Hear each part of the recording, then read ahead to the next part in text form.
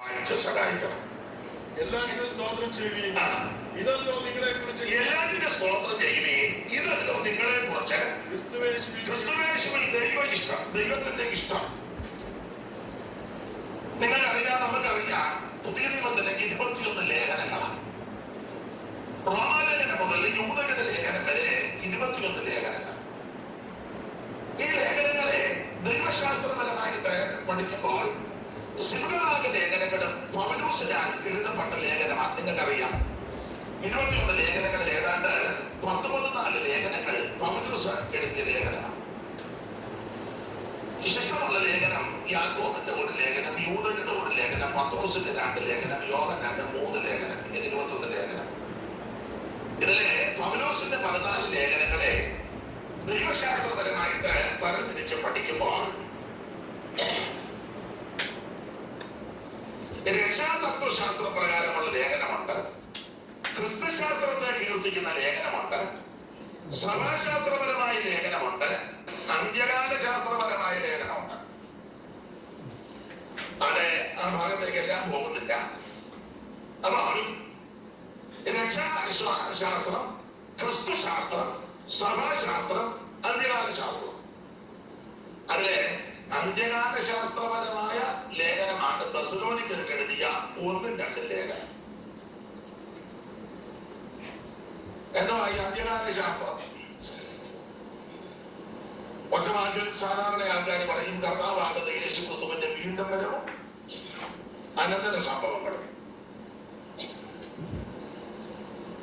അത് ഭാഗത്തേക്ക് പോകുന്നില്ല. അപ്പോൾ അന്ത്യകാല ശാസ്ത്രപരമായ ലേഖനമാണ് തെസ്സലോനിക്കർക്ക് എഴുതിയ 1-2 ലേഖനം.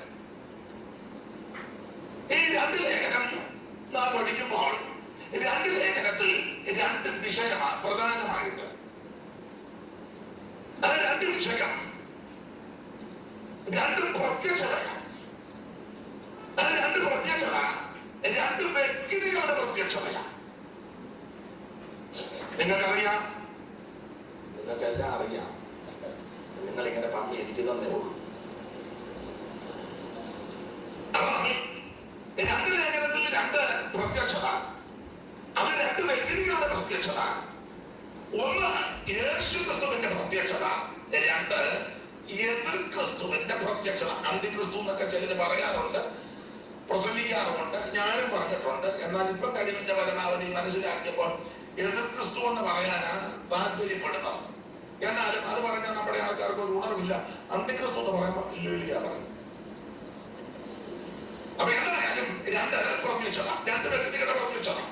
ഒന്ന് യേശുക്രിസ്തുവിന്റെ പ്രത്യക്ഷത, 2 എതിർ ക്രിസ്തുവിന്റെ പ്രത്യക്ഷത. നിങ്ങൾക്കറിയാം, 1-ാം ലേഖനത്തിലെ വിഷയം യേശുക്രിസ്തുവിന്റെ പ്രത്യക്ഷത, 2-ാം ലേഖനത്തിലെ വിഷയം എതിർ ക്രിസ്തുവിന്റെ പ്രത്യക്ഷത. 2-ാം ലേഖനം 2:9 വായിച്ചു തെളിവിനെ. 2-ാം ലേഖനം 2:9. 2-ാം ലേഖനം പ്രത്യക്ഷത വായിച്ചതാ തോന്നുന്നത്. 1-2 തെറ്റരുത്. ഞാൻ ഇംഗ്ലീഷ് പറയണം. അപ്പൊ 2-ാം ലേഖനത്തിലെ വിഷയം എതിർ ക്രിസ്തുവിന്റെ പ്രത്യക്ഷത. അവിടെ കൊടുത്തിരിക്കുന്ന ഒരു പദം ധർമ്മമൂർത്തിയുടെ പ്രത്യക്ഷത. എതിർ ക്രിസ്തുവിന് സ്വഭാവവും സന്ദർഭവും അനുസരിച്ച് പല പേരുകൾ പുസ്തകത്തിൽ കൊടുത്തിട്ടുണ്ട്. എതിർ ക്രിസ്തു അവൻ വരുമാനന്റെ പ്രഭു, തുമ്പകത്തെ ഘടകൻ, അവൻ നാശകൻ, അവൻ അധർമ്മമൂർത്തി, ഇങ്ങനെയുള്ള പല പദപ്രയോഗങ്ങൾ ഈ പുസ്തകത്തിൽ കൊടുത്തിട്ടുണ്ട്. ഇവിടെ കൊടുത്തിരിക്കുന്നത് അധർമ്മമൂർത്തി എന്ന് പറഞ്ഞാൽ ധാർമ്മികമായി യാതൊരു ഉത്തരവാദിത്വമില്ല. അതെ, ആ ഭാഗം വിടുക. നമ്മൾ വായിച്ചത് 1-ാം ലേഖനത്തിൽ. 1-ാം ലേഖനത്തിലെ വിഷയം യേശുക്രിസ്തുവിന്റെ പ്രത്യക്ഷത. അതാണല്ലോ നമ്മുടെ പ്രതീക്ഷ, ആശയം. സ്തോത്രം. മുന്നേയും എന്നും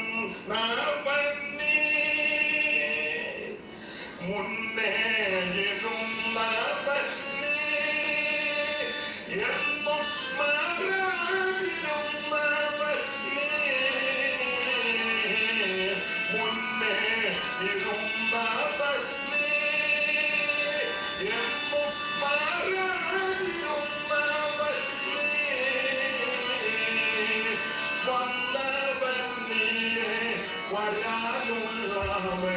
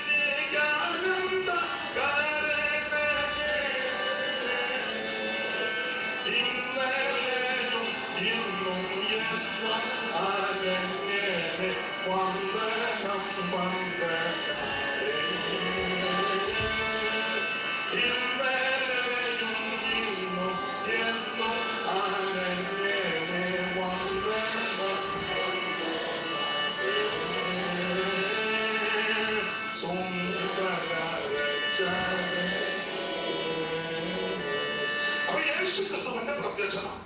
ഒന്നാം ലേഖനത്തിലെ പ്രധാനപ്പെട്ട വിഷയം യേശുക്രിസ്തുവിന്റെ പ്രത്യക്ഷത. നമുക്കറിയാം 1-ാം ലേഖനത്തിൽ 5 അധ്യായമുണ്ട്. 5 അധ്യായമുണ്ട്. 5 അധ്യായത്തിലും യേശുക്രിസ്തു പ്രത്യക്ഷപ്പെടുമെന്ന് പൗലോസ് തെളിയിച്ചു. വായിച്ചു. 1-ാം അധ്യായത്തിന്റെ 9, 10, 2-ാം അധ്യായത്തിന്റെ 19, 3-ന്റെ 13, 4-ന്റെ 13 മുതൽ 4-ോട്ടും 5-ന്റെ 23. പെട്ടെന്ന് വായിച്ചു.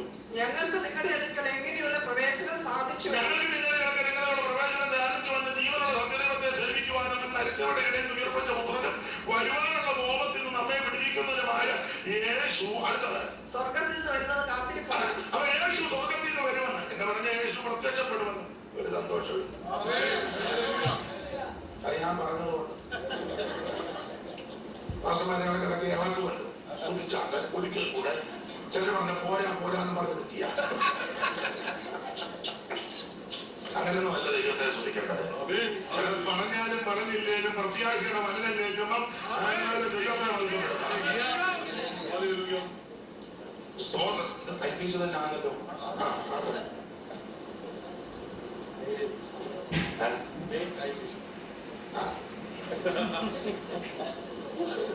അപ്പൊ ശ്രദ്ധിക്കുക, നമ്മുടെ പ്രതീക്ഷ യേശുക്രിസ്തുവിന്റെ വീണ്ടും വരവാണ്.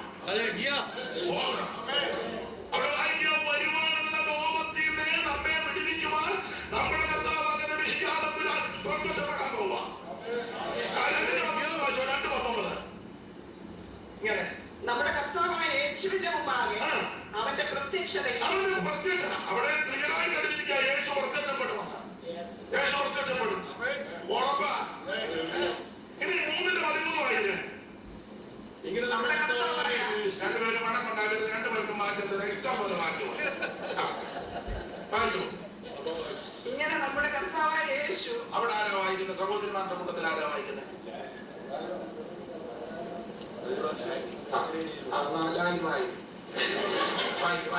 ഇങ്ങനെ നമ്മുടെ കർത്താവായ യേശു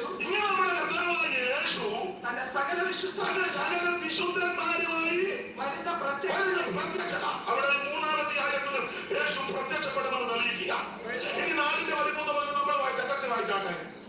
സഹോദരന്മാരെ നിങ്ങൾ പ്രത്യാശയില്ലാത്ത മറ്റുള്ളവരെ പോലെ ദുഃഖിക്കാതിരിക്കണമെന്ന് നിദ്ര കൊള്ളുന്നവരെ കുറിച്ച് അറിവില്ലാതിരിക്കുന്ന യേശു മരിക്കുകയും ജീവിച്ച് എഴുന്നേൽക്കുന്ന പോലെ വിശ്വസിക്കുന്നു. അങ്ങനെ തന്നെ ദൈവം നിദ്ര കൊണ്ടവനായി അവരോട് കൂടെ വരുത്തും. അടുത്ത വാക്യമായി കർത്താവിന്റെ പ്രത്യക്ഷത.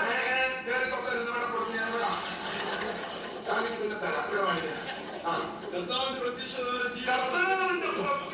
വരെ ജീവനോട് പ്രത്യക്ഷപ്പെടാൻ പോവുകയാണ്. മൗനമുറങ്ങൂ തന്റെ വിശുദ്ധ എല്ലാ നിമിഷ മൗനമുറങ്ങൂ തന്റെ വിശുദ്ധ എല്ലാ നിമിഷ കാകല തൊഴിലുകൾ കാകല തൊഴിലുകൾ കാകല തൊഴിലുകൾ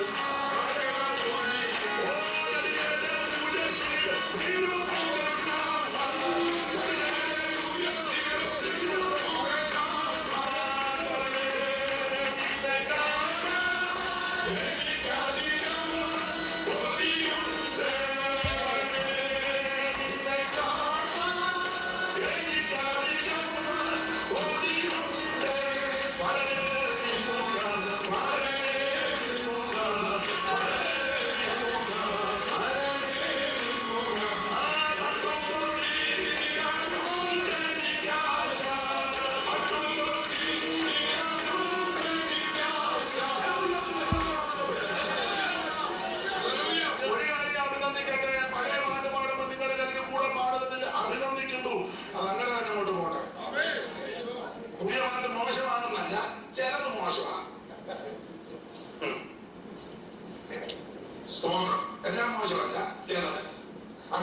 വിഷയമാകുന്നത് വെറുതെ എന്തിന് ആരോഗ്യം ഉണ്ടാക്കുന്നത്. അപ്പോൾ 4-ാം അധ്യായത്തിലും വളരെ സ്പഷ്ടമായിട്ട് എഴുതി യേശു ക്രിസ്തു പ്രത്യക്ഷപ്പെടാൻ പോവുകയാണ്. പിന്നെ 16-ാം വാക്യം മുതൽ നമുക്കെല്ലാം മനപ്പാഠം എല്ലാം അറിയാവുന്ന ഒറ്റ പേരെ അറിയാം. കർത്താവിനാൽ ഇനി 5-ാം അധ്യായത്തിന്റെ 23 അത് തന്നെ. സമാധാനത്തിന്റെ ദൈവം തന്നെ സമാധാനത്തിന്റെ ദൈവം തന്നെ നിങ്ങളെ മുഴുവൻ ശുദ്ധീകരിക്കുവാനാകട്ടെ. നിങ്ങളുടെ ആത്മാവും പ്രാണനും ദേഹവും അശേഷം നമ്മുടെ കർത്താവായ യേശു ക്രിസ്തുവിന്റെ പ്രത്യക്ഷതയിൽ അനിന്ദമായി വെളിപ്പെടുന്നുവെന്ന് കാക്കപ്പെടും. ആത്മാവും പ്രാണനും ദേഹം എങ്ങനെ ഓർഡർ? ആത്മാവ് പ്രാണൻ ഇംഗ്ലീഷ് അങ്ങനെയാണ് ഓർഡർ. എനിക്ക് ഇംഗ്ലീഷ് അറിയത്തില്ല. അങ്ങനെയാണ് ഒടിലാക ബോഡി. ഇംഗ്ലീഷിൽ കണ്ടിട്ടാണ് സൈൻറ്റിസ്റ്റ് വന്നതല്ലേ. അപ്പൊ ദൈവം വെച്ച ഓർഡർ കണ്ടോ? ഇവിടെ ആത്മാവും പ്രാണനും ദേഹം. ഗതികേട് കൊണ്ടാണോ പഠിപ്പിന്റെ ഒക്കാഴ്ച കൊണ്ടാണോ വയലൊക്കേട് കൊണ്ടാണോ നമ്മൾ നേരെ തിരിച്ചാണ് ദേഹം തേങ്ങി നേരെ നമ്മൾ തിരിച്ചു. ദൈവം വെച്ചിരിക്കുന്ന ആത്മാവ് പ്രാണൻ ഓർഡർ നമ്മൾ നേരെ തിരിച്ചിട്ടു. ദേഹം അല്ല, ദൈവം വെച്ച ഓർഡർ തെറ്റുന്നിടത്തെല്ലാം പ്രശ്നമാണ്. ദൈവവചനത്തിന് ഓരോ ഓർഡർ ഇട്ടിട്ടുണ്ട്, ഉണ്ട്, ക്രമമുണ്ട്. ആ ക്രമം എവിടെ തെറ്റും അവിടെ ഞാൻ പ്രശ്നം. വഴക്കുണ്ടാക്കാതിരിക്കാൻ ഒരു കാര്യം പറയാം. വിവാഹത്തിന് ദൈവം വെച്ചിരിക്കുന്ന ഓർഡറിനെ അതുകൊണ്ട് പുരുഷൻ അപ്പനെയും അമ്മയെയും വിട്ട് ഭാര്യയോട് പറ്റിച്ചേരും. പിന്നെ ഉറക്കെ പറയുന്നവർ അമ്മ ഒരു ദേഹമായി. അപ്പൊ ആദ്യം വിടുക, പിന്നെ പറ്റിച്ചേരുക. ഒരു ഇതാണ് ദൈവം വെച്ചത്. എന്നാൽ ചിലയിടങ്ങളിൽ ചിലർ ആദ്യം ഒരു ദേഹമായിട്ടാണ് നടക്കുക. പിന്നെ കുറെ നാൾ കഴിഞ്ഞ് പറ്റിച്ചേരും. ലാസ്റ്റ് ഞാൻ പറഞ്ഞ കാര്യം അച്ചായനും പിടികിട്ടിയല്ലോ. അച്ചായൻ പറഞ്ഞണ്ട, ഞാൻ ഏറ്റോളാം. പണ്ട് ഒരു തള്ള പറഞ്ഞ പോലെ പള്ളത്ത് മാതാമ വിട്ട കീഴ്ശ്വാസം ഏറ്റെടുത്തെന്നൊരു അമ്മ പറഞ്ഞു. അതുകൊണ്ട് അച്ചായന് പ്രശ്നം വന്നാലും ഞാൻ ഏറ്റെടുത്തോളാം. ദൈവം വച്ചിരിക്കുന്ന വ്യവസ്ഥ തെറ്റിക്കാൻ അത് ഞാനാണെങ്കിലും നിങ്ങളാണെങ്കിലും അത് IPC ആണെങ്കിലും ചർച്ചത്തോടാണെങ്കിലും അസംബ്ലീസിനോടാണെങ്കിലും ആരാണെങ്കിലും ദൈവം വെച്ച ഓർഡർ വ്യത്യാസം വരുത്തിയാൽ അവിടെ മുഴുവൻ പ്രശ്നമാണ്. ഞാൻ ആ ഭാഗം വിസ്തരിക്കുന്നില്ല. നിങ്ങൾ എന്നേക്കാൾ അറിവും ഞാനോ വിവരമൊക്കെ ഉള്ളവരാണ്. എന്നെ പറ്റി ആൾക്കാർക്ക് പല പറഞ്ഞ ഒരാൾ പറഞ്ഞു എനിക്ക് വിവരമൊന്നും ഉള്ളവനാണ്. അത് സത്യവുമാണ്. അല്ല, എന്റെ വിവരക്കേട് ചിലപ്പോൾ ഗുണമാകുന്നുണ്ട് ദൈവത്തിന്റെ മതത്വം. അത് നമ്മുടെ വിഷയത്തിൽ വരാം. വെറുതെ എന്തിനാ അവിടെ നിൽക്കുന്നേ? ഇവിടെ ദൈവം വെച്ചിരിക്കുന്ന അവസ്ഥ 5:23 ഇവിടെ ആത്മാവും പ്രാണനും പ്രധാനപ്പെട്ട വിഷയം ആത്മരക്ഷയാണ്. അത് കഴിഞ്ഞാൽ ബാക്കി മുഴുവൻ അതിന്റെ കീഴിലാണ് ബാക്കി മുഴുവൻ. ആത്മരക്ഷ യേശു ക്രിസ്തുവിനെ കൂടി മാത്രം. മറ്റൊരുത്തരും രക്ഷയില്ല. നാം രക്ഷപ്പെടാൻ രക്ഷിക്കപ്പെടാൻ ഒരേ വഴി, ഒരേ മാർഗം, ഒരേ വ്യക്തി നസറേയനായ യേശു ക്രിസ്തു. ആത്മരക്ഷ കരസ്ഥമാക്കിയാൽ നിങ്ങൾ ഏകരക്ഷം കൊടുക്കുന്നത് ദൈവം തരും. ദൈവം വിശ്വാസന ആത്മരക്ഷ കരസ്ഥമാക്കി അവൻ പ്രാണനെ അവൻ കാലത്ത് നീ ഞാനും നീനും അവൻ വിശ്വാസത്തോടെ നിന്നാൽ നിന്റെ ഏകരക്ഷയ്ക്ക് ആവശ്യമുള്ളതെല്ലാം തരാൻ ദൈവം വിശ്വാസന. ഭാഷയിൽ പറഞ്ഞാൽ ജീവനും ഭക്തിക്കും വേണ്ടിയതെല്ലാം തരുവാൻ നിന്റെ ദൈവം വിശ്വാസന.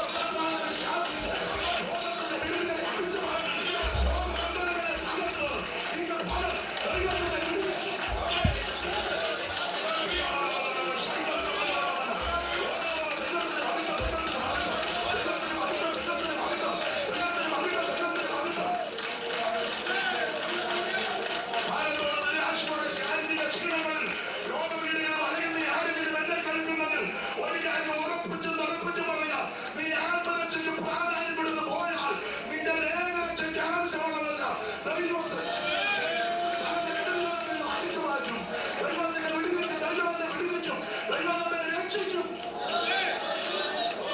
Praise the Lord. അല്ലാതെ ഞാൻ മുമ്പോട്ടോട്ടേക്ക് പോകാം. അപ്പോൾ ഒന്നാം ലേഖനത്തിലെ പ്രധാനപ്പെട്ട വിഷയം യേശുക്രിസ്തുവിന്റെ പ്രത്യക്ഷത. ഒന്നാം ലേഖനത്തിലെ 5 അധ്യായം. 5 അധ്യായത്തിൽ പൗലോസ് വളരെ കൃത്യമായിട്ട് പറഞ്ഞു യേശുക്രിസ്തു പ്രത്യക്ഷപ്പെടാൻ പോവുക. ആ 1-ാം അധ്യായത്തിലെ പ്രത്യക്ഷതയെ പറ്റി പറയുമ്പോൾ തന്നെ വരുവാനുള്ള കോപത്തിൽ നിന്ന് നമ്മെ വിടുവിക്കുക യേശു സ്വർഗത്തിൽ നിന്ന്. അപ്പൊ ഒരു ഉപദേശം ഒന്ന് സ്ഥാപിച്ചേക്ക് പോകുന്നതാണത്. സഭ മതോധർമ്മത്തിൽ കൂടെ പോവുകയല്ല. എന്നോട് ഇന്നലെ ഒരാൾ പറഞ്ഞു, വെച്ചാ ഇന്നയാള് പറഞ്ഞ പോകുമെന്ന്. ഞാൻ പറഞ്ഞു പുള്ളി പോട്ടെ, അങ്ങ് പോകാനിരിക്കുക, നമ്മളെന്തിനാ പുള്ളിയെ തടയുന്നത്? വെറുതെ എന്തിനാ ആരോഗ്യം ഉണ്ടാക്കുന്നത്? പുള്ളിക്ക് അത് കൂടെ പോയി ഞാൻ പറഞ്ഞു ഒക്കെ തന്നെ പോയിച്ച് തിരിച്ചു വരുവാണെങ്കിൽ കാണാം. നമ്മളത് പോകണ്ട.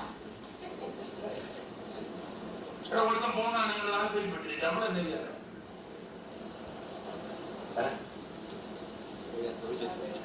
പോട്ടെന്നു പണ്ട് മല്ലപ്പള്ളിനെ പൊടിച്ചാൽ പോലെ പോയത് പോട്ടെ, മോരടി വാപ്പി എന്ന് പറഞ്ഞു പോലെ. അനർത്ഥത്തിൻ ദിവസങ്ങൾ വരും മുന്നാലേ ഈ തരകിലെ വിശുദ്ധന്മാർ പറഞ്ഞിടുമേ. അനർത്ഥത്തിൻ ദിവസങ്ങൾ വരും മുന്നാലേ ഈ തരകിലെ വിശുദ്ധന്മാർ അവർ വധിച്ചിടും പുതുവാന നഗരങ്ങളിൽ. അവർ വസിച്ചിടും പുതുവാന നഗരങ്ങളിൽ. അതിമകത്വത്തിൻ പ്രമോദങ്ങൾ അനന്തങ്ങളാ. അതിമകത്വത്തിൻ പ്രമോദങ്ങൾ അനന്തങ്ങളാ. എന്റെ ജനമായുള്ളവരെ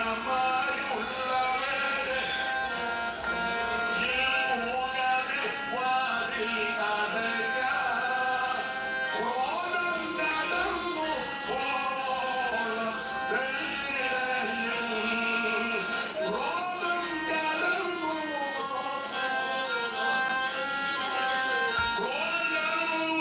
അരക്കകത്ത് കെട്ടി വാതിലടച്ച് അവൻ സുരക്ഷിതമാക്കുന്ന ഒരു കർത്തവുണ്ട്. Praise the Lord. വെള്ളപ്പൊക്കം വന്ന് നഗരവിന്റെ അത്ത് അവൻ ആ ചങ്ങാടം പോലെ വഴി നടന്നപ്പോൾ 8 എണ്ണത്തിന് ദൈവം രക്ഷിച്ചെന്ന്. മഹാപ്രളയത്തിൽ നിന്ന് 8 പേരെ ദൈവം താഴ്ത്ത് പെട്ടകത്തിനകത്ത് സൂക്ഷിച്ചു. ഫറവോനിൽ തീയിറങ്ങുന്നതിന് മുമ്പ് ലോകത്തിലെ കുടുംബത്തെ അവിടുന്ന് അവരെ രക്ഷിച്ചു. അള്ളവിന്റെ ഇപ്പോൾ അവിടെ നിൽക്കുന്നെന്നാ പറയാൻ. ഞാൻ കണ്ടില്ല, അച്ഛൻ കണ്ടെന്നാ തോന്നുന്നത്. അപ്പൊ അതന്നെയാണ് എനിക്ക് അറിയത്തില്ല. അപ്പൊ എന്തായാലും ഒരു കാര്യം പറയാം. വരുവാനുള്ള ആ മഹാകോപത്തിൽ നിന്ന് ദൈവം നമ്മെ സംരക്ഷിക്കും. അത് ഉറപ്പിച്ചും തിറപ്പിച്ചും പറയാം. സഭ മതോധർമ്മത്തിൽ കൂടെ പോകുന്നില്ല. ചില സഭ ഉപദ്രവങ്ങളിൽ കൂടി പോകും.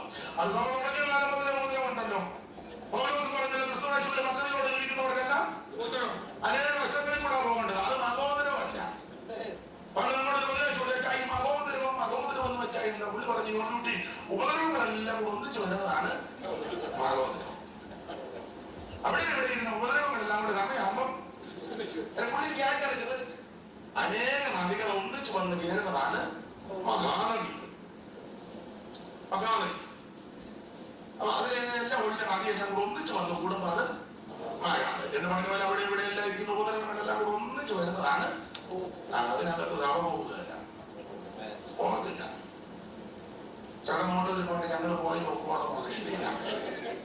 പോകുന്ന അപ്പൊ 1-ാം അധ്യായത്തിൽ സഭ മഹോദരത്തിൽ കൂടെ പോകുന്നില്ല.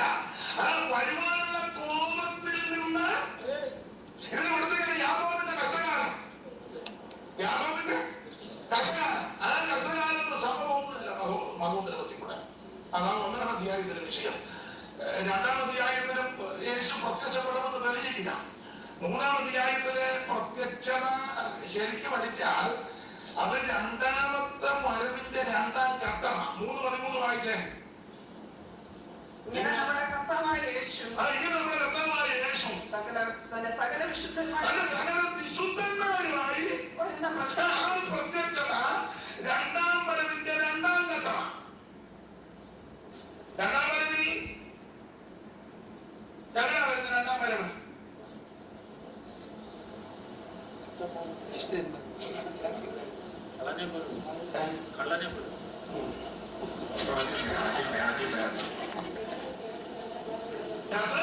ഗംഭീരനാഥത്തോടും പ്രധാന ദൂതന്റെ ശബ്ദത്തോടും ദൈവത്തിന്റെ ജ്ഞാനത്തോടും കൂടെ. അപ്പൊ അത് കണക്കൂടെ വിശുദ്ധന്മാരില്ല. വിശുദ്ധന്മാരെ ചേർക്കാനാണ് ഇങ്ങോട്ട് വരുന്നത്, ഭൂമിയിൽ വരുന്നില്ല. വിശുദ്ധന്മാരെ ചേർക്കാൻ ഇങ്ങോട്ട് സ്വർഗത്തിൽ ഇറങ്ങി വന്ന് വിശുദ്ധന്മാര് ക്രിസ്തുവിൽ മരിച്ചവര് ഉയർക്കും. ജീവനോടിരിക്കുന്ന വിശുദ്ധന്മാർക്ക് രൂപാന്തരം ഉണ്ടാകും. രണ്ടു കൂട്ടരും കൂടെ ഒന്നിച്ച് കർത്താവിനെ എതിരേൽപ്പാൻ എടുക്കപ്പെടും. പോക്ക് സങ്കീർത്തനക്കാരൻ പാടിയിരിക്കുന്ന ഉഷസ്സിന്റെ ഉദരത്തിൽ നിന്ന് യുവാക്കളായ മഞ്ഞ് പുറപ്പെട്ടു പോകുന്നത് പോലെ ഓടിക്കിടമുണ്ട്. ഒരു സെക്കൻഡിനെ 8 പകത്തിലടിഞ്ഞാൽ അതിന്റെ ഒരു ഭാഗത്തിന് എന്തോ സമയദൈർഘ്യമുണ്ട്. അതിലും ലോകമാണ് രൂപാന്തരം. ആരോട് പറയാൻ അങ്ങ് ചെല്ലും. അവിടെ ചെന്ന് സ്വർഗത്തിൽ ചെല്ലും. സഭ ചെന്ന അവിടെ തന്നെ പരിപാടി. ഞാൻ ചോദിച്ചു, സ്വർഗത്തിൽ ചെന്ന ഉടനെ ഒരു അമ്മ ചെന്ന വണ്ടിക്ക് ആത്മാവിലാകണമെന്ന്. ഞാൻ ഇവിടെ എങ്ങും തലയിലില്ല. അപ്പൊ എനിക്ക് സ്വർഗത്തിൽ ചെന്നിട്ട് വേണമെന്ന്. ഇവിടെ ആത്മാവിലാകുമ്പോ തലയിരുന്ന് ഉറങ്ങുക. എനിക്ക് സ്വർഗത്തിൽ ചെന്നിട്ട് വേണമെന്ന്. പിന്നെ ഇവിടെ പാട്ട് പാടി ആരാധിക്കുമ്പോ ചുമ്മാ നോക്കിയിരിക്കുക, കൈ കെട്ടിയിരിക്കുക. എനിക്ക് സ്വർഗത്തിൽ ചെന്നിട്ട് വേണം. വള്ളംകടത്ത് പ്രസംഗിച്ചപ്പോ ചോദിച്ചു, സ്വർഗത്തിൽ ചെന്ന മോളിൽ നിന്ന് പറഞ്ഞ സ്വർഗത്തിൽ പറഞ്ഞു, സ്വർഗത്തിൽ ചെന്ന കല്യാണമാണ്. അവിടെ 2 കെട്ടിയതാണ്. അവിടെ 2 കെട്ടി എന്നിട്ടും അടക്കം വരുന്നില്ല. പിന്നെ കല്യാണം.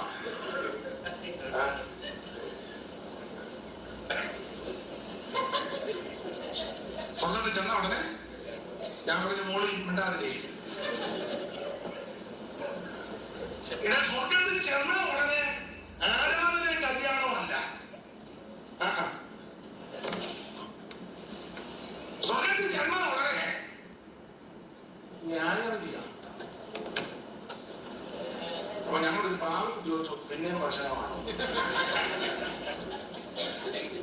എന്തെല്ലാം കട്ടവും പോരാട്ടവും തിന്ന് ആക്ഷേപവും അപമാനവും ഒക്കെ സഹിച്ചാ അങ്ങോട്ടൊന്ന് കുടിക്കാനൊക്കുന്നില്ല, വലിക്കാനൊക്കുന്നില്ല. എന്നാ ചിലര് പാപ്പിച്ചിട്ട് വില ചെയ്യുന്നതാ. ആയിക്കോട്ടെ, ഉള്ളതാണ്. ചില പറയുന്നത് പുള്ളി കുടിക്കുമെങ്കിൽ അവന്റെ സഹായം മുടക്കില്ല. വർഷത്തിന് പുള്ളി മുന്നിലുണ്ട്. തന്നെ പുള്ളി ഈ കൺട്രോള് പോകുന്ന രീതിയിലുള്ള ഡീസല്ല. പാസ്റ്റർമാർക്കൊക്കെ വളരെ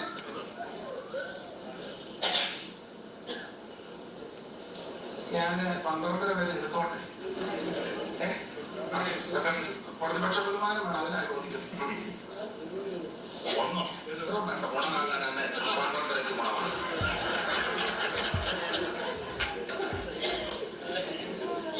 ഒരു കാര്യം പറയാം, സ്വർഗത്തിൽ ചെന്ന ഉടനെ ന്യായവിധിയാണ്. അതാ ബാബുക്കുട്ടി ചോദിച്ചു, പിന്നെ പ്രശ്നമാണോ?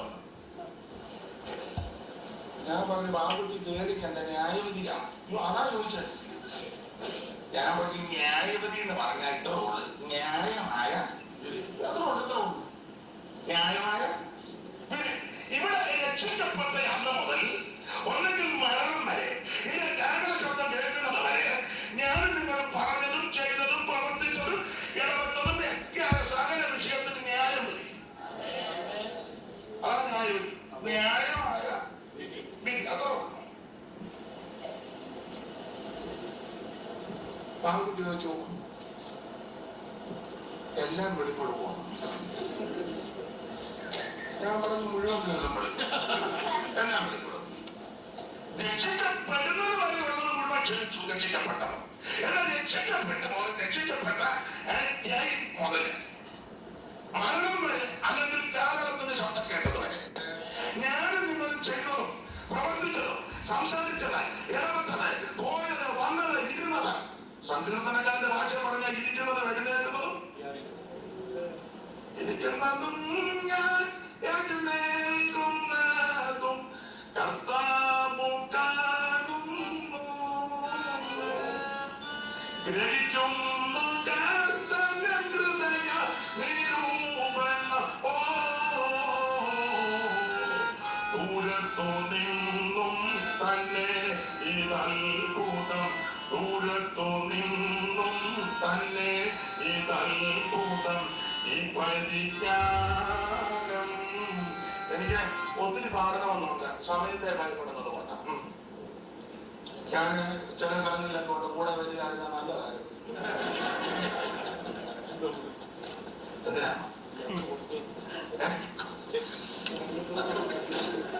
പുള്ളിക്കും ആവശ്യമാണോ? അപ്പൊ ശ്രദ്ധിക്കുക, സ്വർഗത്തിൽ കയറി കഴിയുമ്പോൾ ന്യായമില്ല. അത് ആളുകൂടി വെച്ചാൽ പിന്നെ പ്രശ്നമാണോ? പ്രശ്നമൊന്നുമില്ല, ന്യായമായി. അതിന് എല്ലാം വെളിപ്പെടും, എല്ലാം വെളിപ്പെടും പോകുന്നു.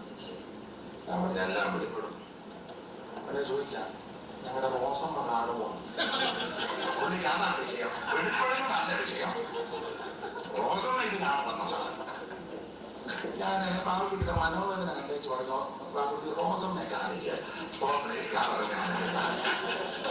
അതറിഞ്ഞാൽ എന്തായാലും ഒരു കാര്യം പറയാം. സ്വർഗത്തിൽ ചെന്ന ന്യായവിധി, അത് കഴിഞ്ഞ് പ്രതിഫലം, അതുകൂടെ നമുക്ക് വസ്ത്രമൊക്കെ ലഭിക്കുന്നത് നീതിപ്രവർത്തിക്കനുസരിച്ച് കല്യാണ വസ്ത്രം തന്നെ അലങ്കാര ഭാഷയിൽ കൊടുത്തിരിക്കുക. സ്തോത്രം. എന്താ പുഴത്തിലരാഞ്ഞി ചന്തമേറും ശോഭമൂലം, എന്താ പുഴത്തിലരാഞ്ഞി ചന്തമേറും ശോഭമൂലം, എന്തു പരിപൂർണ്ണ അണിയും വസ്ത്രം പൊൻകസവു കൊണ്ടു നെയ്തതാ. എന്തു പരിപൂർണ്ണ അണിയും വസ്ത്രം പൊൻകസവു കൊണ്ടു നെയ്തതാ. ദണ്ഡിതം കൊണ്ടുള്ളതാം ചന്തമേറിഞ്ഞാഞ്ഞതായി,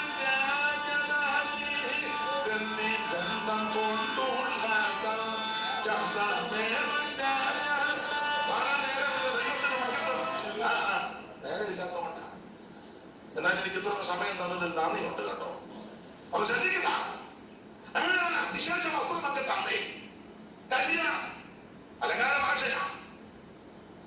അത് കഴിഞ്ഞ് ചിന്നോട്ടൊരു വരവുണ്ട്. ആ വരവാണ് ഈ 3:13 ഓഗസ്റ്റ് രേഖപ്പെടുത്തിയിരിക്കുന്നത്. വായിച്ചോ, 3:13. രണ്ടുപേരും വായിക്കല്ലേ. ഇങ്ങനെ നമ്മുടെ കർത്താവായ യേശു തന്റെ സകല വിശുദ്ധന്മാരുമായി വരുന്ന പ്രത്യക്ഷതയിൽ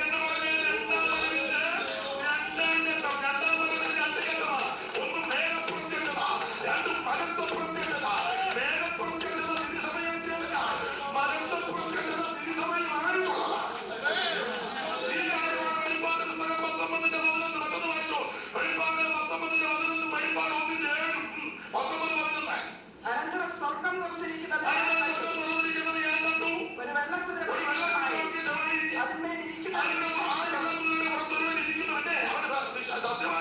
വിശ്വസ്തനും സത്യവാനും എന്നവർ. അവൻ നീതിയോടെ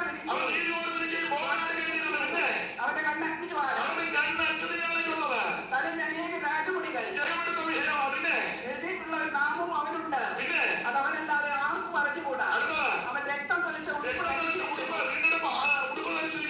അവന് ദൈവവചനം എന്ന് പേർ നൽകുന്നു.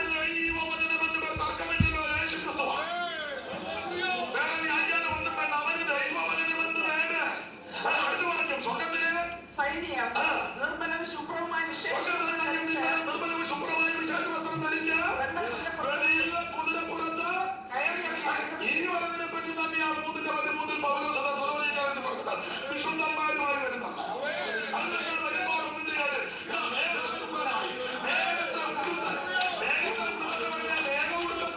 വിശുദ്ധന്മാരിൽ അങ്ങനെ വെള്ളക്കുതിരപ്പുറത്ത് കയറി ഒന്നിച്ചുള്ള ആ വരവിനെ പറ്റി കണ്ടപ്പോൾ മേഘം കൊടുത്തോണ്ട് വരുന്നത് പോലെ തോന്നി. എന്നെ കേൾക്കുന്ന പ്രിയരെ, യേശു ക്രിസ്തു വീണ്ടും പ്രത്യക്ഷപ്പെട്ടു.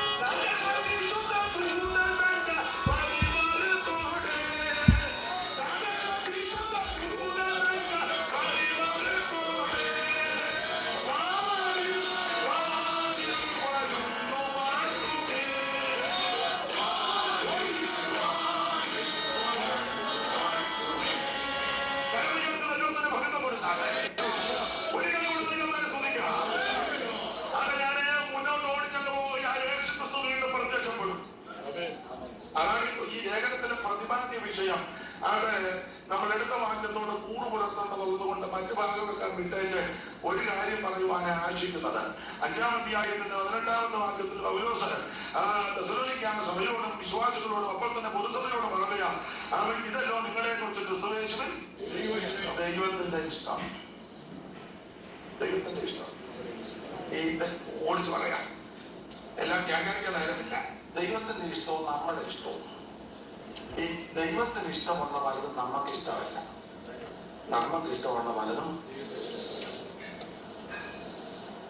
നമ്മൾ പ്രാർത്ഥിക്കും. കർത്താവേ, അവിടുത്തെ ഹിതത്തിനായിട്ട് അവിടുത്തെ ഇഷ്ടത്തിനായിട്ട് തന്നെ ആ കഥ തുറന്ന് വെളിയിലോട്ട് പോകുമ്പോൾ നമ്മുടെ ഇഷ്ടത്തിനാണ്. ഡോറ് തുറക്കേണ്ട താമസമുള്ളൂ. ഇവിടെ നിന്ന് ആ ഫോട്ടോ ഇരിക്കുമ്പോൾ ഡോറ് തുറക്കേണ്ട താമസം. ഒരു കാര്യം പറയാം, ദൈവത്തിന് ഇഷ്ടമുള്ളത് നമുക്ക് ഇഷ്ടമല്ല, നമ്മുടെ ഇഷ്ടമുള്ളത് ദൈവത്തിന് ഇഷ്ടമല്ല. എന്നാൽ എന്നെ കേൾക്കുന്ന ബഹുമാന്യരായി നിങ്ങളോട് പറയാം, അവിടുത്തെ ഇഷ്ടത്തിനായിട്ട് ഇന്ന് സമർപ്പിക്കും. ഇടയ്ക്കൊന്ന് ഒത്തിരി വിശദീകരിച്ചാ പറയണ്ടെങ്കിലോ പ്രധാന കാര്യം മാത്രം പറഞ്ഞെങ്കിൽ നിർത്തുക. നമ്മൾ ഈ പെന്തിക്കോസ്തുകാര് ദൈവത്തിന് ഇഷ്ടമില്ലാത്ത വിഷയം നമ്മൾ പ്രാർത്ഥിച്ച് പുള്ളിക്ക് ഇഷ്ടമാകുന്ന വിധത്തിലാകും. പുള്ളിക്ക് ഇഷ്ടമല്ല, പുള്ളി നേരത്തെ പറഞ്ഞത് ഇഷ്ടമല്ല, പക്ഷെ നമുക്ക് ചില വിഷയം ഇഷ്ടമാണ്. നമ്മൾ അതിന് പ്രാർത്ഥിച്ച് പുള്ളിയെ കൊണ്ട് തന്നെ അതിന് നിർബന്ധിത ദൈവഹിതം സമ്മർദ്ദം കൊടുക്കുക. ചെല്ലു പറയുന്നത് തന്നല്ലാതെ തന്നെ വിടുകയല്ലെന്ന്. ചെല്ലു പറഞ്ഞത് വിട്ടില്ലേ? നമ്മൾ ആ വിഷയത്തിൽ ദൈവത്തോട് പറഞ്ഞു തന്നല്ലാതെ തന്നെ ആരെ വിടുകയല്ല. ദൈവത്തെ നമ്മുടെ പിടിയിൽ നിൽക്കുന്ന ആളല്ലേ. ഞാൻ വ്യാഖ്യാനിക്കുന്നില്ല. നമുക്കിത് ലഭിച്ചിരിക്കുന്ന ഉപദേശം എന്താണെന്നറിയാമോ? ഏത് വിഷയത്തിനായി പ്രാർത്ഥിച്ചാലും ഇതാ നമ്മുടെ പ്രമാണം. കർത്താവേ, അവിടുത്തെ ഇഷ്ടമാണെങ്കിൽ, അവിടുത്തെ ഹിതമാണെങ്കിൽ, അതല്ലാതൊരു വ്യവസ്ഥ നമുക്കില്ല. ഒന്നിന്റെ കാര്യങ്ങൾ പറയാം. ദൈവത്തിന് ഇഷ്ടമില്ലാത്തത് നമ്മൾ ഇഷ്ടമാക്കി എടുക്കും. വിശദീകരിക്കുന്നില്ല. ഹിസ്കിയാവ് നീയെ പിടിച്ചു മരിക്കാറായി. പ്രവാചകൻ എന്ന് പറഞ്ഞു, ഗൃഹകാര്യമെല്ലാം ക്രമത്തിലാക്കുക, സഭയ്ക്ക് ആകുകയല്ല, ചത്തുപോകും. പറഞ്ഞേച്ച് പുള്ളി പോയി.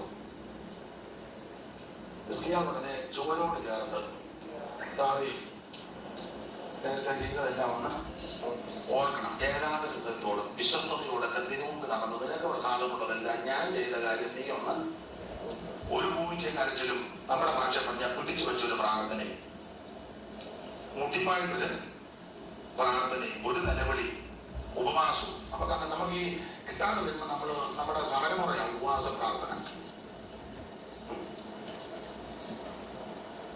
വിശദീകരിക്കുന്നില്ല. പുള്ളി ഒരു പ്രാർത്ഥന. നടുമിറ്റത്ത് പോയ പ്രവാചകൻ തിരിച്ചു വന്നു പറഞ്ഞ് 15 തന്നേക്കുന്നു.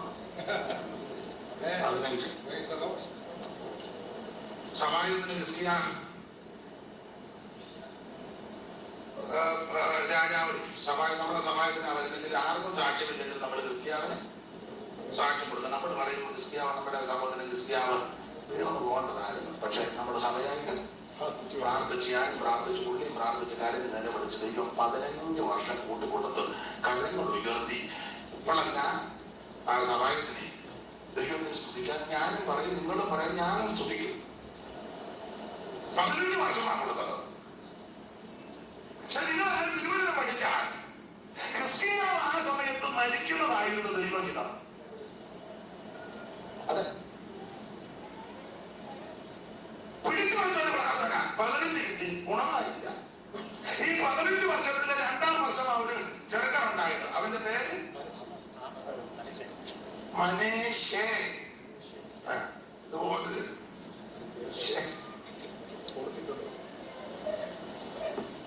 അവനെ ശത്രുക്കളെ കാണിക്കാമെന്നെ പരമാവധി കൊണ്ടുവന്ന് കാണിച്ചു, അടിച്ചു നോക്കി. എന്നെ കേൾക്കുന്ന പ്രിയരെ, ഞാൻ നിങ്ങൾ പ്രാർത്ഥിക്കേണ്ടത് അവിടുത്തെ ഹിതത്തിനാണ്. Hallelujah. ഇനി ഇടയ്ക്കൊരു കാര്യം പറയാം. പ്രവാചകൻ വന്ന് ക്രിസ്ത്യാനോട് പറഞ്ഞു 15 കൂട്ടിത്തരാം, പിന്നെ ഒരു കണ്ടീഷൻ ഉണ്ട്, ഗൃഹകാര്യം ലോകത്തിലാണ്. എന്നിട്ടൊരു അടയാളം കൊടുത്തു. ആകാശിന്റെ കടികാരത്തിൽ സൂര്യനെ അനുസരിച്ച് പറ, എന്തേലും ഒന്ന് പറ, അതല്ലേ എഴുതിയേക്കുന്നത്. അപ്പൊ അവിടെ കൊടുത്തിരിക്കുന്ന പദം ആകാശിന്റെ കടികാരം. എന്തുവായി ആകാശിന്റെ കടികാരം? 34:9 ആകാശിന്റെ കടികാരം എന്ന് യെശയ്യാവ് 9:10 ഇവിടെ പദമുണ്ട്, ആകാശിന്റെ കടികാരം.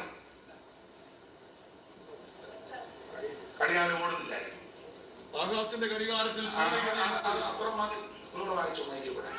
ആകാശത്തിന്റെ ഘടികാരം, ആകാശത്തിന്റെ കടികാരം എന്നോട് നോക്കിയേ. എന്തുവായി ആകാശത്തിന്റെ കടികാരം? തമിഴ് നോക്കുന്നതാന്ന് എനിക്ക് പറഞ്ഞാൽ ആകാശത്തിന്റെ കടികാരം ഇത് ആരോടാ പറഞ്ഞേക്കുന്നത്?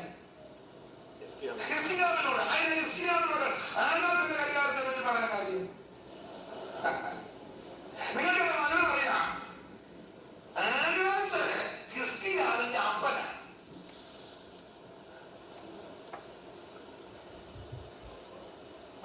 കൂട്ടുവൊന്നും വേണ്ട, ഞാൻ കണ്ടു കൂട്ടുന്നവ ധരിച്ചില്ല, അങ്ങനെ തന്നെ.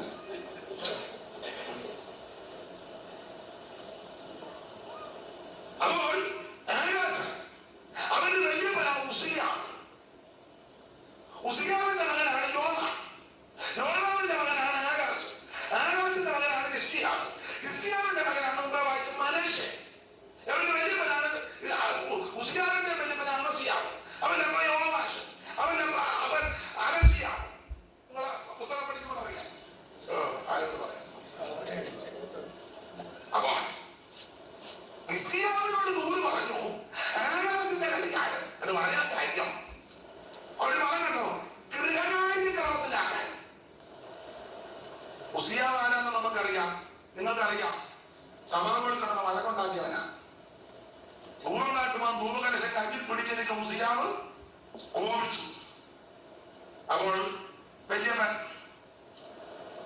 സഭയിൽ കിടന്ന് 16-ാം വാക്യം വായിച്ചു. 26-19 അല്ലേ? ആ കണ്ണിക വലതുവശത്തെ കണ്ണിക തുടങ്ങുന്നിടത്ത്. എന്നാൽ അവൻ ബലവാനായപ്പോൾ അവന്റെ ഹൃദയം അവന്റെ നാശത്തിനായിട്ട് നിഗളിച്ചു. അവൻ ധൂപം കാട്ടുവാൻ ധൂപകലശം കയ്യിൽ പിടിച്ചിരിക്കും ഉസിയാവ്. നിലവർത്താമങ്ങളുടെ 2-ാം പുസ്തകം. അതാ ഞാനത് പറഞ്ഞില്ലേ? പറഞ്ഞ 28-ന്റെ 19 16 വായിക്കും. എടുത്തതെന്ന് വായിക്കേ. ധൂപം കാട്ടുവാൻ കയ്യിൽ ധൂപകലശം പിടിച്ചിരിക്കെ പ്രകടനങ്ങളാണ് വായിക്കുന്നത്. ഉസിയാവ് കോപിച്ചു. ധൂപം കാട്ടുവാൻ ധൂപകലശം കയ്യിൽ പിടിച്ചിരിക്കെ ഉസിയാവ് കോപിച്ചു. അവൻ ധൂപകലശം കയ്യിൽ പിടിച്ചോണ്ട് വേറെ പുസ്തകം കൈ വെച്ചോണ്ട് വഴക്കുണ്ടാകുന്ന ആൾക്കാരുണ്ട്. പിന്നെ ചെറിയ മര്യാദക്കാരാ. കുഞ്ഞുഞ്ഞമ്മ ഇത് പിടിച്ച ഞാൻ 2 വാക്ക് കുറച്ചുകൂടെ മര്യാദ. കുഞ്ഞുഞ്ഞമ്മയാണെങ്കിൽ പിടിക്കാൻ പമ്മി നിൽക്കുന്നുണ്ട്. അല്ല ഒന്നുകൂടെ വായിച്ചോ. കേക്കട്ടല്ല. ധൂപം കാട്ടുവാൻ കയ്യിൽ ധൂപകലശം പിടിച്ചിരിക്കെ ഉസിയാവ് കോപിച്ചു. ഇവൻ സഭാപോലെ കിടന്ന് വഴക്കുണ്ടാക്കുക. ധൂപം വേറൊരുത്തം പിടിച്ചോണ്ട്. എന്റെ ഭാഷയാണ്. ഇവനൊരു മകനുണ്ടായിരുന്നു യോന. അത് 27-1 വായിച്ചു. 27-1 യോധാം വാഴ്ച തുടങ്ങിയപ്പോൾ അവൻ 25 വയസ്സായിരുന്നു. എന്തിനാ ഒത്തിരി പ്രായം? അടുത്ത വാക്യം. അവൻ 16 സംവത്സരം യെരൂശലേമിൽ വാണു. അവന്റെ അമ്മയ്ക്ക് യെറൂഷ എന്ന് പേര്. അവൾ സാദോക്കിന്റെ മകളായിരുന്നു. അവൻ തന്റെ അപ്പനായ ഉസിയാവ് ചെയ്തതുപോലെ ഒക്കെ യഹോവയ്ക്ക് പ്രസാദമുള്ളതായ എങ്കിലും യഹോവയുടെ ആലയത്തിലേക്ക് അവൻ കടന്നില്ല. അപ്പൻ സഭാഗോളിൽ കിടന്ന് വഴക്കുണ്ടാക്കി. മോൻ സഭാഗോളിൽ കയറുന്നില്ല. എന്താണ് നിന്റെ സമ്പതി? സഭാ നീ ഇതിനകത്ത് കയറി 1 മുതൽ ഓടാനില്ല. ദൈവദാസന്മാർക്കെതിരെ, ദൈവമക്കൾക്കെതിരെ, കൂട്ടുസഹോദരങ്ങൾക്കെതിരെ, വിശ്വാസിക്കെതിരെ നീ മുഴുക്കുണ്ടാക്കി തന്ത്രമുണ്ടാക്കി മെനഞ്ഞാൽ നിന്റെ സന്തതി ഇതിനകത്ത് കയറുകയല്ല. ഇപ്പൊ പ്രാർത്ഥിക്കണേ പാസ്റ്റേ, മോന് വേണ്ടി പ്രാർത്ഥിക്കണം. ഞാൻ കണ്ണടച്ചെന്ന് പ്രാർത്ഥിക്കാമോ? മോന് വേണ്ടി പ്രാർത്ഥിക്കണം. എന്നാ അറിയാമല്ലോ അവനിങ്ങനെ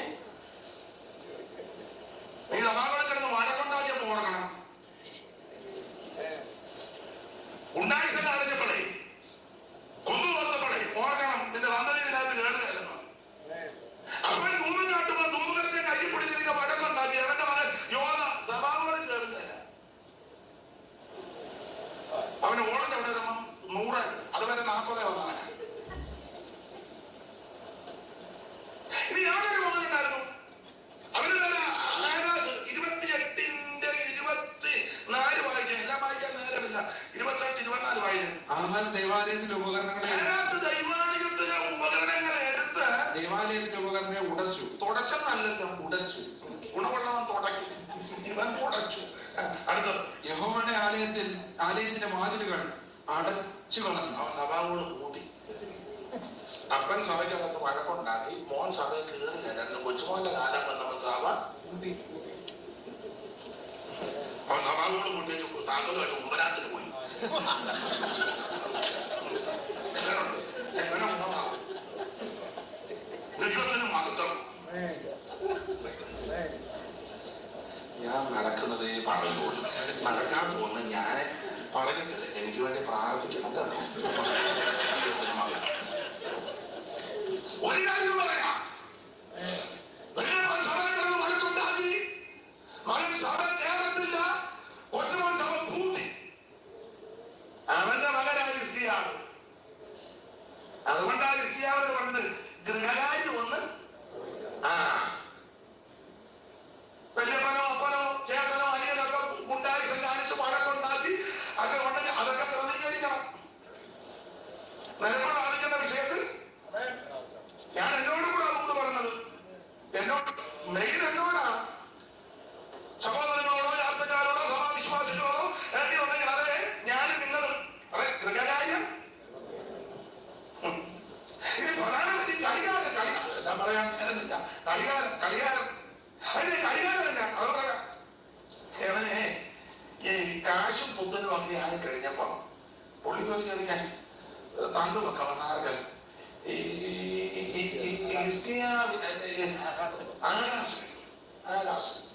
ഇവനപ്പം നേരെ ചെന്ന് തിക്ലത്ത് വിലേസറുമായിട്ടങ്ങ് യോജിച്ചു. ഗുണം പിടിക്കാത്തവനുമായിട്ട് സംബന്ധം കൂടിയെന്നല്ല, പുള്ളി കപ്പം കൊടുത്തു. കപ്പം കൊടുത്തു. സ്വാതന്ത്ര്യാഴ്ച കിട്ടുന്ന പൈസ എടുത്ത് ഞാൻ നാട്ടിലൊക്കെ പറയും, ഇവിടുത്തെ രീതിയൊന്നും എനിക്കറിയത്തില്ല. റോഡ് പണിക്ക് പോകുന്നവൻ കാണും, റബ്ബർ വെട്ടാൻ പോകുന്നവൻ കാണും, അടുക്കള ജോലി ചെയ്ത് പാത്രം കഴുകി അതിന് കിട്ടുന്ന വരുമാനമായിട്ട് വരുന്ന ദൈവമക്കൾ സഹോദരിമാരുണ്ട്. പല വിധത്തിൽ ഡ്രൈവർമാര്, അങ്ങനെ പല ഏത് ജോലിക്കും അതിന്റെ അന്തസ്സുണ്ട്. എല്ലാ ജോലിക്കും അതിന്റെ അന്തസ്സുണ്ട്. അപ്പൊ അവർക്ക് കിട്ടുന്നതിന് ഒരു വരുമാനമാ ഞായറാഴ്ച ആഴ്ചവട്ടത്തിന് 1-ാം നാളെ കൊണ്ടുവരുന്നത്. അത് കമ്മിറ്റിക്കാർ കൂടി കേസിനും കോടതിക്കും കുണ്ടയ്ക്ക് കൊടുക്കാനും വഴക്കിനും മല്ലിനും കൊടുത്താൽ അടിച്ച് നിന്റെ ഇടപാട് തീർക്കും. ഞാൻ എന്നോട് കൂടെ പറയാം. ഒരു ദിവസം പറഞ്ഞ ആ ഭാവികളിൽ ഒന്നാമൻ എനിക്ക് ആദ്യത്തെ ദൂതം. ഇവന് തിക്ലത്ത് വിലേസർക്ക് കപ്പം കൊടുത്തു. കപ്പം കൊടുത്ത് ഒടുവിൽ അനാവശ്യത്തിനൊക്കെ യുദ്ധത്തിന് അങ്ങോട്ട് കൊടുക്കിയപ്പോൾ ഇവന് തിക്ലത്ത് വിലേസനെ കാണാൻ ചെന്നു. അവര് പറഞ്ഞു പുള്ളി വേറെ സ്ഥലത്ത് പോയെന്ന്. അപ്പൊ ഇവൻ തിക്ലത്ത് വിലേസനെ കാണാനായിട്ട് അത് ചെന്നു. വായിച്ച് രാജാക്കന്മാരുടെ 2-ാം പുസ്തകം അതിന്റെ 16-ാം അധ്യായത്തിന്റെ 10-ാമത്തെ വാക്യം വായിച്ച് അവിടെ വലത്ത് വശത്ത് ഒന്നുകൂടെ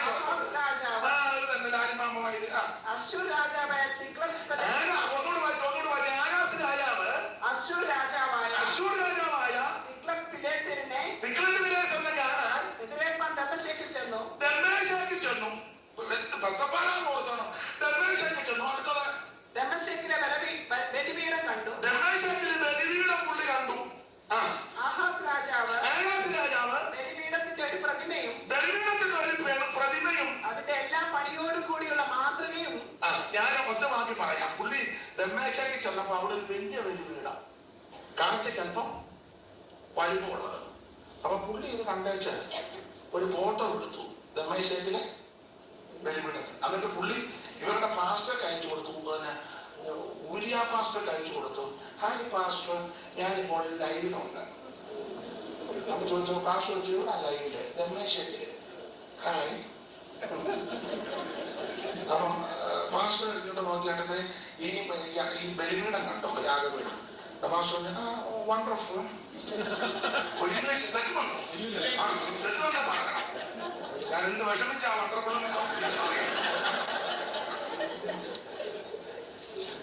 ഈ വെളിവിടത്തിന്റെ ഒരു മാതൃക എടുത്തിട്ട് വാട്സപ്പിനകത്ത് പുള്ളിയുടെ പാസ്റ്റർ ഊരിയ പാസ്റ്റർ അയച്ചു. അയച്ചു പറഞ്ഞ പാസ്റ്റർ, ഞാന് രമേശാക്കിന്ന് തിരിച്ചു വരുമ്പോൾ സെയിം ഒരു യാദവോടെ അവിടെ പണിത് വെച്ചേക്കാൻ.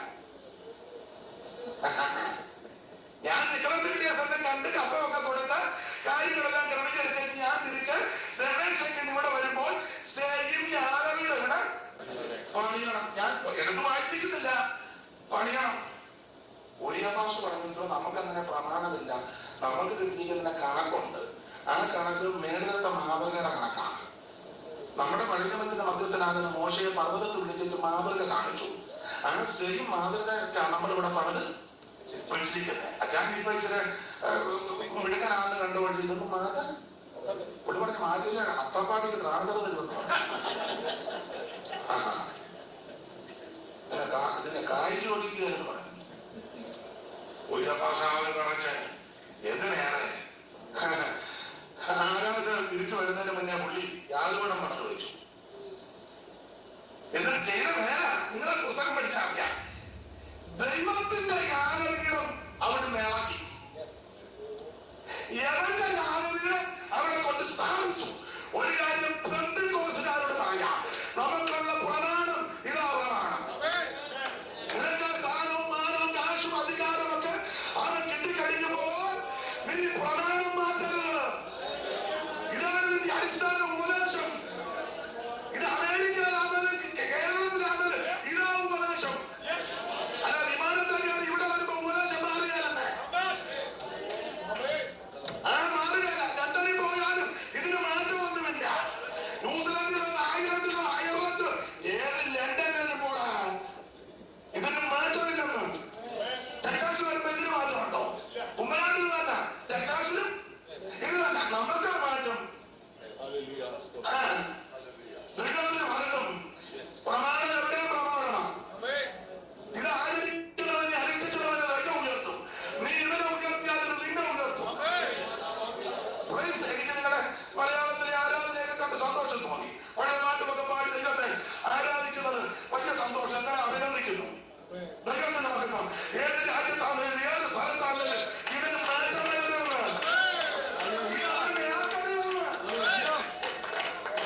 ഞാന് ഇത് IPC കൂടെ ആയെന്ന് പറയാം. ഇനി IPCയുടെ ആരംഭകാലത്ത് അങ്ങനെ ഇതിന്റെ പോക്ക്, ഇതിനൊരു ക്രമമുണ്ടായിരുന്നെന്ന്. ആ ക്രമത്തിലുള്ള കാര്യങ്ങൾ പിന്നെയും കൊണ്ടുപോകുവാൻ ദൈവദാസന്മാരെ ദൈവം അവൻ വീണ്ടും ശക്തമായിട്ട് ഉപയോഗിക്കട്ടെ. ഇതിന് മാറ്റമൊന്നും വരുത്തരുത്. പഴയത് അവിടുന്ന് ഇളക്കരുതെന്ന് എവരും ആൾക്കാരും കൂടെ പഴയത് അവിടുന്ന് ഇളക്കി. ദൈവം കൊടുത്ത മാതൃക പ്രകാരം പണിത് ഇളക്കി അവൻ്റെത് കൊണ്ട് സ്ഥാപിച്ചു. അത് ദൈവത്തിന് ഇഷ്ടപ്പെട്ടില്ല എന്ന് പറഞ്ഞാൽ ആരാധനയുടെ ഓർഡർ തെറ്റിച്ചു. പ്രമാണത്തിന്റെ അവൻ വ്യതിയാനം വരുത്തി. അതുകൊണ്ടാണ് ക്രിസ്ത്യാനിയോട് പറഞ്ഞത് ഗൃഹകാര്യം ക്രമീകരിക്കണം. നിന്റെ അപ്പന് ആകാശത്തിന്റെ കടികാരത്തിന് സൂര്യനെ അത് തിരിച്ചു കൊണ്ടുവരണം, തിരിച്ചു കൊണ്ടുവരണം എന്ന് പറഞ്ഞാൽ നീ ദൈവത്തിന്റെ ഹിതത്തിന് ഇന്ന് മകൻ സമർപ്പിച്ചാൽ നിന്റെ ആയുസ് ദൈവം നീട്ടി തരും. നീ ദൈവത്തിന് ഇന്ന് മകൻ സമർപ്പിച്ചാൽ നിന്റെ ആരോഗ്യം ദൈവം തരും, നിന്റെ ആയുസ് ദൈവം തരും, നിന്റെ ശരിക്ക് ദൈവം മാറ്റം വരുത്തും. നിന്റെ സന്തതിക്ക് ഓർത്തപ്പെടുത്താൻ ദൈവം അനുവദിക്കത്തില്ല, നിന്റെ തലമുറയെ അനുവദിക്കാൻ ദൈവം അനുവദിക്കത്തില്ല, നിനക്ക് ഓർത്തപ്പെടുത്താൻ ദൈവം അനുവദിക്കത്തില്ല. ഞാന് ഇത് ദീർഘമാക്കുന്നില്ല, 4-5 മിനിറ്റ് കൊണ്ട് എന്റെ വാക്കങ്ങ് നിർത്താം. അച്ചായന് ബഹുമാനച്ചായൻ പറഞ്ഞ് 12:30 കഴിയുന്നത് വരെ ആടെന്ന് പറഞ്ഞുകൊണ്ട് ഞാനത് ബഹുമാനിക്കുന്നു. പെട്ടെന്ന് മതി മതി ഗുണമാകാനാണ് ഇതൊക്കെ മതിയെന്ന് ഇല്ലേ? പത്തുകൊണ്ടിരുന്നാലേ ഗുണമാകും. അങ്ങനില്ലല്ലോ, 5-ന് ഗുണമാകാൻ. ദൈവത്തിന് മഹത്വം ഉണ്ടാകട്ടെ. ദൈവത്തിന്റെ ഹിതം നമ്മുടെ ഇഷ്ടമല്ല, നമ്മുടെ ഇഷ്ടമല്ല. ഈ കനാൻ ദേശം ഒത്തു നോക്കാൻ എത്ര പേരെയാ വിട്ടത്? പോയില്ലേ? 12. അവര് യോഗ്യത ഉണ്ടായിരുന്നു. ആ പ്രമുഖന്മാരായിരുന്നു. ആരാ പറഞ്ഞ? ചാനല്ലേ പറഞ്ഞു. ആ ചാൻ തൊട്ടാണല്ലോ നാട്ടിലെവിടെ വിട്ടു? അതിന്റെ അറിയാനാണ്. അപ്പൊ ശ്രദ്ധിക്കുക, 12 പ്രവചന്മാരെ കിട്ടു. ഇവരോട് ദൈവം പറഞ്ഞ് കനാൻ ദേശം കൊടുത്തു വന്ന മോശം വായിച്ച് 13:1 സംഖ്യ പെട്ടെന്ന് വായിച്ചു. സംഖ്യാപുസ്തകം 13-ാം അധ്യായത്തിന്റെ 1-ാം വാക്യം പെട്ടെന്ന്. യഹോവ പിന്നെയും മോശയോട് അരുളി ചെയ്തത്, ഇസ്രായേൽ മക്കൾക്ക് ഞാൻ കൊടുപ്പായിരിക്കുന്ന കനാൻ ദേശം ഒത്തു നോക്കേണ്ടതിന് ആളുകളെ അയക്കാൻ അതത് ഗോത്രത്തിൽ നിന്ന് ഓരോ ആളുകളെ അവരെല്ലാം പ്രമുഖന്മാരായിരിക്കണം. അപ്പൊ ശ്രദ്ധിച്ച് ഓടിച്ചു പറയാം. ദൈവത്തോട് ഞാൻ മോശം പറയുക, കനാൻ ദേശം ഒത്തു നോക്കാൻ ആളെ അയക്കാം. ആരാ പറഞ്ഞേ? ഉറക്കം പറ. ദൈവം പറഞ്ഞു. യഹോവ പിന്നെയും അങ്ങനെ യഹോവ പിന്നെയും അവൻ കനാൻ ദേശം ഒത്തു നോക്കണമെന്ന് ആരാ പറഞ്ഞേ? ദൈവം തന്നെ പറഞ്ഞേ. ഇത് ദൈവമായിരുന്നോ?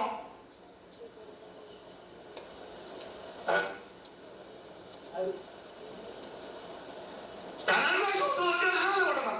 ആര് പറഞ്ഞു? ദൈവം പറഞ്ഞു. ദൈവമായിരുന്നോ? അപ്പൊ നിങ്ങളോട് ദൈവം അല്ലേ പറഞ്ഞേ? അത് ദൈവം പറഞ്ഞേ, പക്ഷെ അവിടുത്തെ തിരിക്കുന്നതല്ല. ഉദാഹരണം പറഞ്ഞിട്ട് പറയാം, പെട്ടെന്ന് പറയാം. നാടിന് രീതി വെച്ചാ പിള്ളേരെ കോയമ്പത്തൂരും ബാംഗ്ലൂരും കൊടൈക്കനാലിലും ഊട്ടിയിലും ഒക്കെ പഠിക്കാൻ വിടും. ചില പിള്ളേർ പഠിച്ചു മെടുക്കാനായിട്ട് വരും, ചില പിള്ളേർ വേറെ പഠിത്തവും പഠിക്കും. അവസാനം പെൺപിള്ളേർക്ക് കല്യാണം ആലോചിക്കുമ്പോൾ നാട്ടിലെ രീതിയാ, എന്ത് ചെയ്താൽ ഇവർക്ക് കല്യാണം വേണ്ട. ഒടുവിൽ അവിടെ സ്നേഹിച്ചും ക്ഷമിച്ചും ശാസിച്ചും വഴക്ക് പറഞ്ഞു വെക്കുന്നവർ അവർക്ക് വേണ്ടെന്നാണ് പറയുന്നത്. ഒടുവിൽ അമ്മ തല്ലി, എന്നിട്ടും വേണ്ട. അപ്പൊ അമ്മ അനിയത്തിയോട് പറഞ്ഞു, വലിയകുട്ടി നീ അവളോട് ചോദിച്ചില്ല, ഈ വരുന്ന അതിന്റെ ആലോചന ഇല്ല, ഇവിടെ മുടക്കുക. വലിയ കുട്ടി അതിന്റെ മട്ട പറയാം. വലിയകുട്ടി എന്നെ പറഞ്ഞു, ബ്ലസ്സി ഞാൻ നിന്റെ അമ്മയുടെ അനിയത്തി ആണെങ്കിലും നമ്മൾ കൂട്ടുകാരെ പോലെ എന്റെ കൊണ്ട് തുറന്നു. അവള് പറഞ്ഞു, വലിയ കുട്ടി മമ്മേ, ഞാൻ ബാംഗ്ലൂർ പഠിച്ചുകൊണ്ടിരുന്നപ്പോൾ ഒരു പയ്യനുമായിട്ടൊരു നീ അതങ്ങ് പറഞ്ഞാൽ പോലെ എന്നാലോചന ഞാൻ നീ കളഞ്ഞു. അവന്റെ പേര് ഡാനി ജോസഫ്. ആ പേരുണ്ടെങ്കിൽ ക്ഷമിക്കണേ, ഡാനി. അവൻ ചോദിച്ചു IPC ആണോ ചർച്ച കുഴപ്പമില്ല, അവൻ ഓർത്തഡോക്സ് ആണ്. അതൊക്കെ നിന്റെ അമ്മൻ സഭയുടെ സെക്രട്ടറി, ഉപ്പാപ്പൻ കമ്മിറ്റിയില്, വല്യപ്പൻ രക്ഷാധികാരി, ചേട്ടൻ ട്രഷറർ, അമ്മയാണ് സോദരി സമാജത്തിന്റെ അന്നാലും അവള് പറഞ്ഞു, ഞാൻ കിട്ടുന്നുണ്ടെങ്കിൽ ഡാനിയെ മാത്രമേ. അവൻ സ്നേഹിച്ചും ക്ഷമിച്ചും ഒക്കെ പറഞ്ഞിട്ട് എട്ടിക്ക് വേണ്ടിക്കും അടുക്കുന്നില്ല. അപ്പം പ്രായമുള്ള ആൾക്കാർ പറയും, ജോർജുട്ടി തഞ്ചിട്ട് കാര്യം അവള് വേറെ വല്ല കടുക്ക ചെയ്യാൻ എന്തോ ചെയ്യും, അവർ കാര്യം ചെയ്യാൻ അത്യാവശ്യം ചുമതലപ്പെട്ടവരിൽ നിന്ന് കല്യാണം നടത്തിയെന്ന് വിടാം. ചിലപ്പോൾ കല്യാണം നടത്തും, ബുദ്ധിയുള്ളവരങ്ങനെ നടത്തും. ശരി, കല്യാണം അപ്പന്റെ ഇഷ്ടപ്രകാരമാണോ? അല്ല, അവിടെ നിർബന്ധത്തിന് എന്ന് പറഞ്ഞതുപോലെ കനാൻ ദേശം ഒത്തു നോക്കാൻ ആൾക്കാരെ വിട്ടത്. ഒന്നുകൂടെ വായിച്ചത് തെളിയിക്കാം. വായിച്ചത് യഹോവ പിന്നെയും അവിടെ അതിന്റെ കണക്കൻ യഹോവ പിന്നെയും. അപ്പൊ അതിന്റെ അർത്ഥം മുന്നേ എന്തോ പറഞ്ഞു. മുന്നേ പറഞ്ഞ കാര്യം അനുസരിക്കാതെ വന്നപ്പോഴാ അനീഷ്കാവാലും പിന്നെയും വന്നു എന്ന് പറഞ്ഞ മുന്നേ വന്ന് വന്നതാ. പിന്നെയും അപ്പൊ മുന്നേ പറഞ്ഞ കാര്യം അനുസരിക്കാതെ വന്നപ്പോൾ പിന്നെ പറഞ്ഞു ഒത്തു നോക്കാൻ പോകാൻ. വായിപ്പിച്ച് സമയം കളയാൻ നേരമില്ല. എന്തുവാ നേരത്തെ പറഞ്ഞത്? ആവർത്തനം 1:19 മുതൽ വായിച്ചത് പെട്ടെന്ന്. ആവർത്തന പുസ്തകം 1-ാം അധ്യായത്തിന്റെ 19-ാം വാക്യം. ദൈവം മുന്നമേ എന്നാ പറഞ്ഞത്? ഓടിച്ചു വായില്. പിന്നെ നമ്മുടെ ദൈവമായ യഹോവ നമ്മോട് കൽപ്പിച്ചതുപോലെ ഓടിച്ചു വായില്. നാം ഹോരേബിൽ പുറപ്പെട്ട ശേഷം നിങ്ങളെ കണ്ടതുപോലെ ഭയങ്കരമായ മരുഭൂമിയിൽ കൂടെ നടന്നത് നിങ്ങൾ ഇപ്പോൾ കാലേശ്വരയിൽ എത്തിയിരിക്കുന്നു. അടുത്ത വാക്യം. അപ്പോൾ ഞാൻ നിങ്ങളോട് നമ്മുടെ ദൈവമായ യഹോവ നമുക്ക് തരുന്ന അമോര്യന്റെ മലനാട് വരെ നിങ്ങൾ എത്തിയിരിക്കുന്നു. ഇതാ നിന്റെ ദൈവമായ യഹോവ വച്ചിരിക്കുന്നു. നിന്റെ പിതാക്കന്മാരുടെ ദൈവമായ യഹോവ നിന്നോട് അരുളി ചെയ്തതുപോലെ അരുതെന്ന്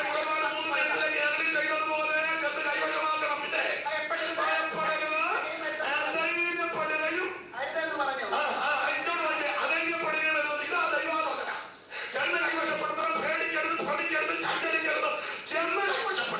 ഞാൻ നിനക്ക് മുമ്പായിട്ട് തൂതരവിടും, ഞാൻ നിനക്ക് മുമ്പായിട്ട് കൂടപ്പെടും. ഇതായിരുന്നു ആലോചന. പക്ഷേ ഈ ആലോചന ഇവർ ഏറ്റെടുത്തില്ല. ഇത് ദൈവം പറഞ്ഞപ്പോ ഇവര് പറയാം, അടുത്ത വാക്കോട്ട് എന്നാണ് നിങ്ങൾ എല്ലാവരും അടുത്ത് ഇത് ദൈവം പറഞ്ഞപ്പോ ഇവരെല്ലാം കൂടെ കമ്മിറ്റി കൗൺസില് ഉണ്ട്, അവരെല്ലാം കൂടെ അടുത്ത് നിങ്ങളെല്ലാം കൂടെ അടുത്ത് വന്നിട്ട് ആളുകളെ മുമ്പ് കൂട്ടി അയക്കുക. അയക്കുക. പിന്നെ ഇവരുടെ കമ്മിറ്റി പറഞ്ഞു വെച്ചാൽ നമ്മള് പുള്ളി മേളിൽ നിന്ന് അങ്ങനെ പലതും പറയും. പൊക്കോ വിടുതലാമാണ് പുള്ളി മേളിൽ നമ്മൾ തറയിലായിരിക്കുന്നത്. നമ്മളെ ബുദ്ധിയോടെ വേണം കാര്യം കൈകാര്യം ചെയ്യാൻ. പുള്ളിക്ക് അവിടെ ഇങ്ങനെ പറഞ്ഞാൽ മതി പൊക്കോടാണ്. പിന്നെ എനിക്ക് മക്കളുള്ളതാ കൊച്ചുങ്ങളുള്ളതാ അവരെങ്ങാനും കീച്ചേണ്ടി. അപ്പൊ ഒരു കാര്യം ചെയ്യാം, നമ്മള് ഒരു കമ്മിറ്റി രൂപീകരിക്കണം. അവരെ ആദ്യം അങ്ങോട്ട് പോട്ടെ. അത് ദേശം കാണട്ടെ, കൊച്ചു നോക്കട്ടെ. വഴിയുണ്ടോ, ഹൈവേ ആണോ, ഷോർട്ട് കട്ട് ആണോ, വെള്ളമുണ്ടോ, കിണറുണ്ടോ, കുളമുണ്ടോ, തോടുണ്ടോ, നദിയുണ്ടോ, കഴിക്കാൻ വല്ലതും ഉണ്ടോ, കുടിക്കാനുണ്ടോ, ക്ലൈമറ്റ് എങ്ങനെയുണ്ട്, തീരദേശമാണോ, ഇടനാടാണോ, മലനാടാണോ അറിയണ്ടേ. അപ്പൊ അവരെ ആദ്യം അങ്ങോട്ട് വിടും. അവർ പോയി ചെന്ന് അത് നന്നായിട്ടൊന്ന് പരിശോധിച്ച് റിപ്പോർട്ട് തിരിച്ചു കൊണ്ടുവന്ന് തരുമ്പോൾ നമുക്ക് റിപ്പോർട്ടിന്റെ വെളിച്ചത്തിൽ വേണം. ഉള്ളി തരാൻ പറയുന്നത് ചാടിപ്പോകരുത്. ഉള്ളിക്ക് മേളിൽ എന്ന് പറഞ്ഞാൽ മതി. അടുത്ത വാക്യം വായിച്ചേ. എന്നാൽ നിങ്ങൾ എല്ലാവരും അടുത്ത് വന്നു. നാം ചില ആളുകളെ മുൻകൂട്ടി അയക്കുക. നാം ചെല്ലേണ്ടുന്ന വഴിയെ പോകേണ്ടുന്ന പട്ടണങ്ങളെ കുറിച്ച് വർത്തമാനം കൊണ്ടുവരട്ടെ എന്ന് പറഞ്ഞു. എനിക്ക് ബോധിച്ചെന്ന്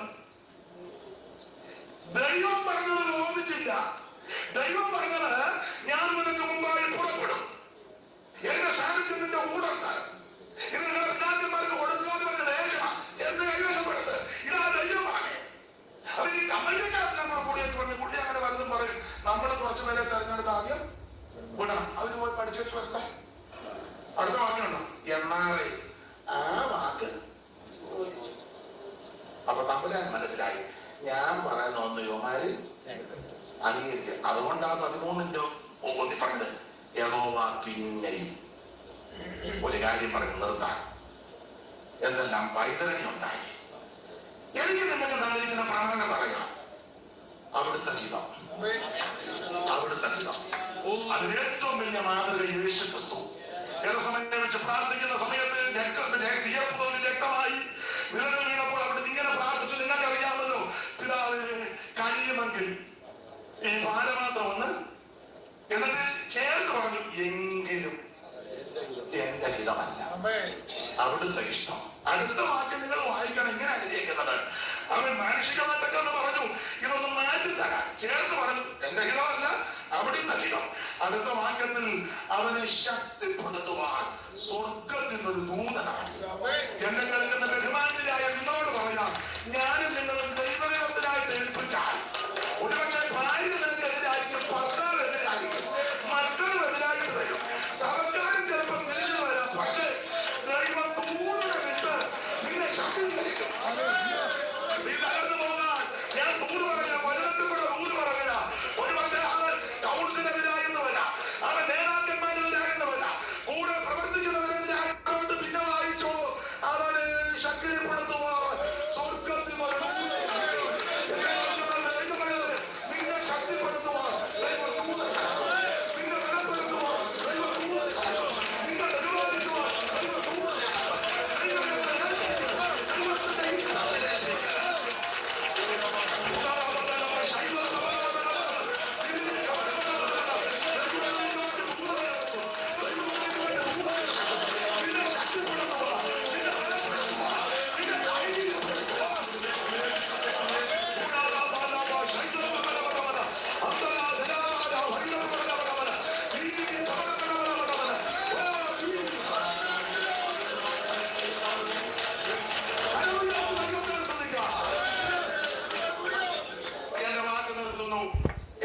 ശുശ്രൂഷയ്ക്ക് അവസരം തന്ന അതിന്റെ കർത്തദാസനോടും കുടുംബത്തോടും സഭശുശ്രൂഷകന്മാരോടും ഈ മാന്യ സഭയോടും അഭിനവമായ നന്ദി രേഖപ്പെടുത്തുന്നു.